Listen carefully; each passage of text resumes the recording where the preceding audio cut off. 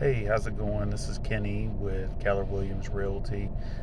Just checking in with another weekly video. Hope everybody's having a great week. I wanted to jump right into it this week and just reiterate something that's really basic with a contract. It's not nothing unless it's in writing, um, and make sure that whatever you're getting in the contract is properly documented. And that's nothing against the other party or anything like that. But that's just how we do business. The reason why I'm kind of bringing this up is um, I'm not a huge fan of how the new construction um, run their business, as you know. So they have the agents there on site, and those agents don't represent you, and so they are, you know, so it's kind of two sides. It's sales agent. So on the one hand, they talk to you, get on the good side, sell it to you. Then on the other side, you know, they ink the deal in an official way as an agent. Now those two things don't always mix. And if you're going in straight without an agent, this video is kind of going to be how to include your agent and make sure your agent is included in that process. But if you don't have an agent, then you're just basically throwing yourself to whatever they're saying. Do you fully understand it? Do you have someone advising you? Are you making sure that you're fully represented and having everything in writing? Because and I'm trying to kind of unpack, kind of what I'm saying in a few different ways. So here's how like life works and how real estate works. So say if I have a client I'm represented as a buyer, and we want to put an offer on a house.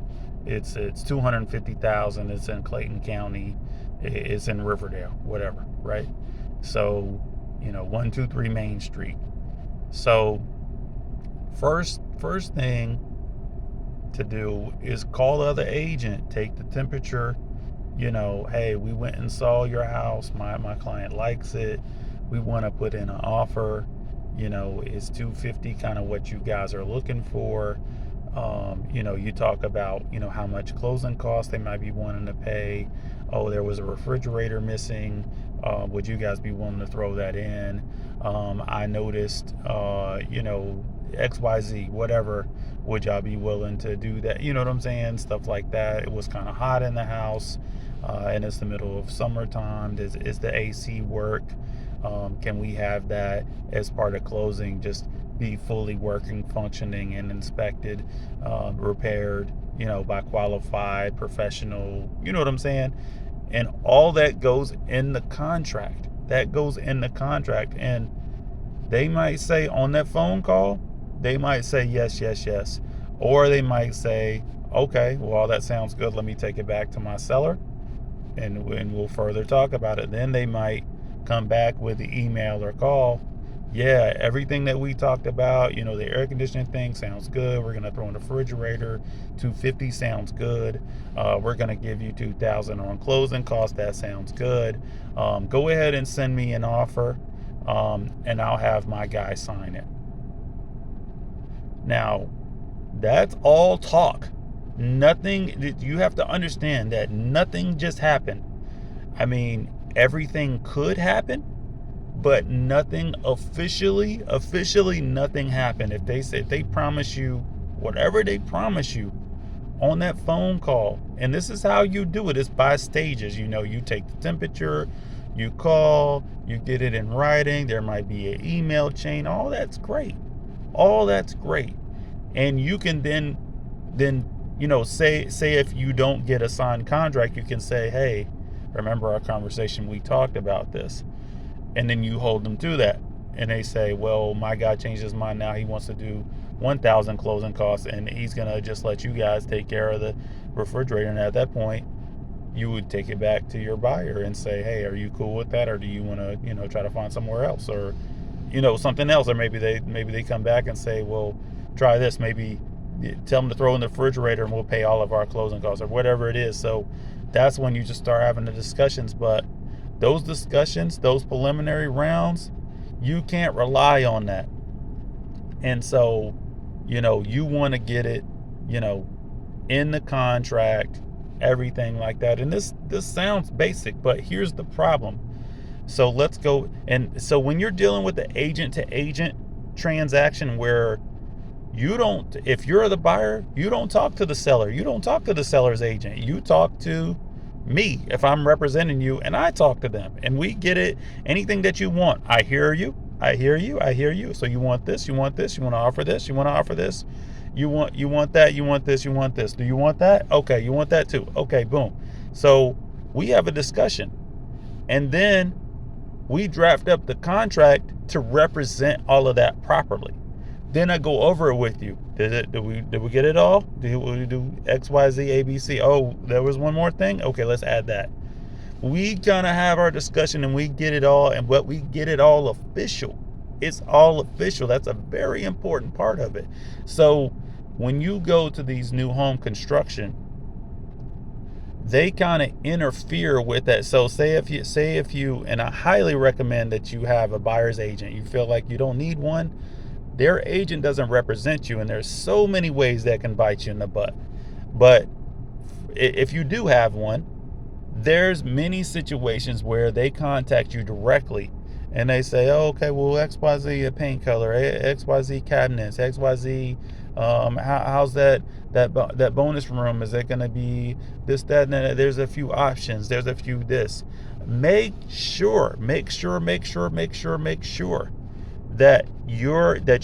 you bring your buyer's agent either to those conversations. Hold on. Well, let's have this conversation with my agent. And it's not like, I think people feel like, oh, I can handle this. I can handle it. Sure, you can handle it. Yeah, I understand it. Sure, you understand it. The problem is, does it all make it to the contract?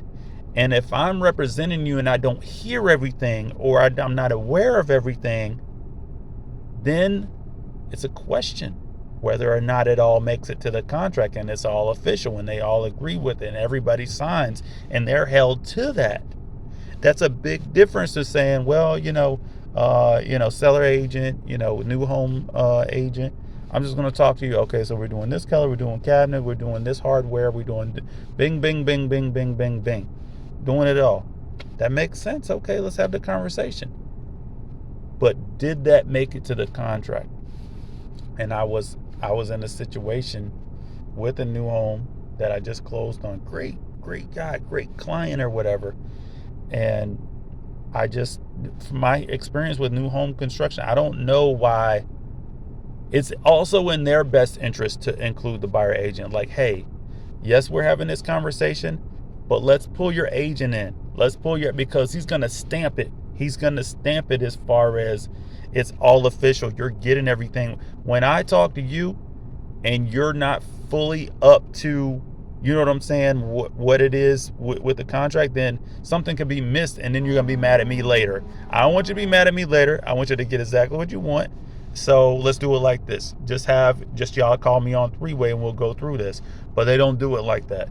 They talk and they agree and everything like that, and it may or may not get back to the agent. And that's what I hate about the process, because it ends up people mad at the builder. First of all, it ends up, the person may or may not get what they because you're relying on the strength of a verbal conversation. You could be promised the world, you could be promised whatever, but then you get a long time down the road where the home is actually built.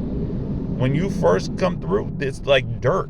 You know what I'm saying? And they build it in 6-8 months, somewhere around that range. Does someone remember the conversation that you had on the first day? What if it's not in the contract? Does everybody remember? How many homes do you think they sell? How many people do they think they see? Yeah, they might remember. They absolutely might remember, and they absolutely may have wrote it down, but you don't have a person, if you don't have a person with you checking your stuff and say, hey, taking notes. Okay, you wanted this, you wanted this, you wanted this, you wanted this, you wanted this. And then when I'm in those meetings, I slow it down. I slow it down. So hold on. How much for this? What are we talking about? So this is for that, and this is for that. Just talk to me like I'm 1 year old, please. So that way we understand and there's no misunderstandings later. You don't want to fast talk and all this kind of stuff. That's great. But let's not do that now, because we want everybody to fully understand what they're getting into. And if you pay a price, what does that include? Are we sure that it comes with the other option? Now break that down. There's a so and so fee or so and so. What does that cover? Why is that there? What, you know what I'm saying? Let's make it abundantly clear. So always get your stuff in writing, and do not sign anything without an agent representing you. So a lot of people don't realize that the seller pays your agent. So if you're a buyer, you go to one of those new home things, you're like, oh, well, I could just sign the deal right now. You don't know what you're signing. The thing could be like 50 pages. Do you know what's in that? Do you know? I mean, you may not have any idea what's into that. What if you want to cancel and they make you put down a large deposit? Are you just out? You need to understand this stuff. Are they gonna fully understand that? Oh yeah, we'll let you out. That's not good enough. What says in the contract? What are your rights under the contract to get out? That's just an example of one of the gotchas. You know what I'm saying? If you're not in the business. So have someone that, hey, you speak to, you tell, hey, this is what I want. This is what I want. Yeah, I want this house. We're gonna go forward with it. Okay. Then I say, okay, that's great. That's great. It's a nice house. It's a great neighborhood. Everything like that. But here is what it all means. Here is what you're going to pay. Here's what you need to pay today. Here's how long we have to review this contract before, you know what I'm saying, you have to agree with it. It might be the same day that you have to understand 50 pages. Are you comfortable with that? Yeah, I want it. Okay. Well, in that case, then you know what I'm saying, you understand what you're getting into. Okay, well, what happens if I want to cancel? Well, it says here that, they reserve the right, to take your money and maybe may or may not give it back to you. Do you understand all of that? Don't get mad later, because the time for negotiation, the time for everything is understanding on the front end. Don't come back. So often people come back mad at the end. You should only be mad at yourself at the end, or mad at your agent, or mad at everything. You know what I'm saying? Because all of that stuff should be happening as laid out in the contract at the end, in the middle, and all that kind of stuff. So you should be just taking the ride at that point. But at the beginning where, and it's a sales ploy. Rush. We got 50 people on a waiting list. We got, you know what I'm saying? Okay, that's great. But this might not be for me. I need to slow down. Well, if y'all got people, let them go. Let them. You know what I'm saying? There's more. There's tons of houses on the market right now. Don't feel right. This is not the same market of 2 years ago, 1 year ago, however, you know what I'm saying, through the hot pandemic. This is a different market now. There's tons of houses on the market. Buyer demand has gotten zapped by affordability, interest rates.